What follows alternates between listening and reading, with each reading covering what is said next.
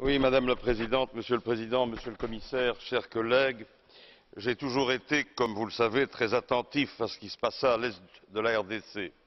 Alors, malgré, ça a été dit, l'avance prometteuse créée par le récent rapprochement entre le Rwanda et la RDC, rapprochement d'ailleurs sans lequel il n'y aura pas de solution à l'Est. Et donc il faut consolider ce rapprochement malgré les accords du 23 mars, Monsieur le Commissaire en a parlé, entre Kinshasa et le groupe rebelle congolais, la situation à l'Est reste douloureusement préoccupante.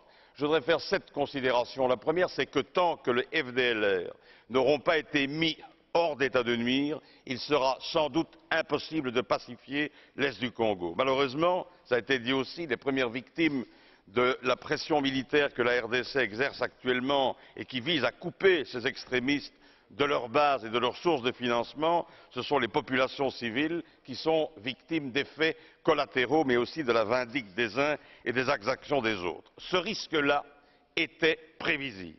Et le commissaire l'a dit, il fallait dès le départ renforcer les capacités de la MONUC qui, encore aujourd'hui, manque cruellement de ressources adaptées pour faire face à toutes les sollicitations et dont l'organisation sur le terrain ne se passe pas toujours d'ailleurs sans reproche. Même si on doit exiger une meilleure coordination et une présence plus effective et plus large sur le terrain, il serait cependant risqué de tenir des jugements ou des propos sur la MONUC qui pourraient donner des arguments à certaines forces négatives pour diaboliser la MONUC. Et ça, évidemment, ce serait encore beaucoup plus grave. Un autre élément touche aux exactions des FARDC. Le contexte de la guerre ne peut évidemment justifier ces comportements en aucune manière. Et je salue à ce titre la décision prise par les Nations Unies de ne plus appuyer logistiquement les unités congolaises qui ne respectent pas les droits de l'homme. La politique de la tolérance zéro récemment instaurée par le président Kabila doit être évidemment saluée. Encore faut-il, comme ça a été dit aussi, que ce soit respecté et mis en œuvre.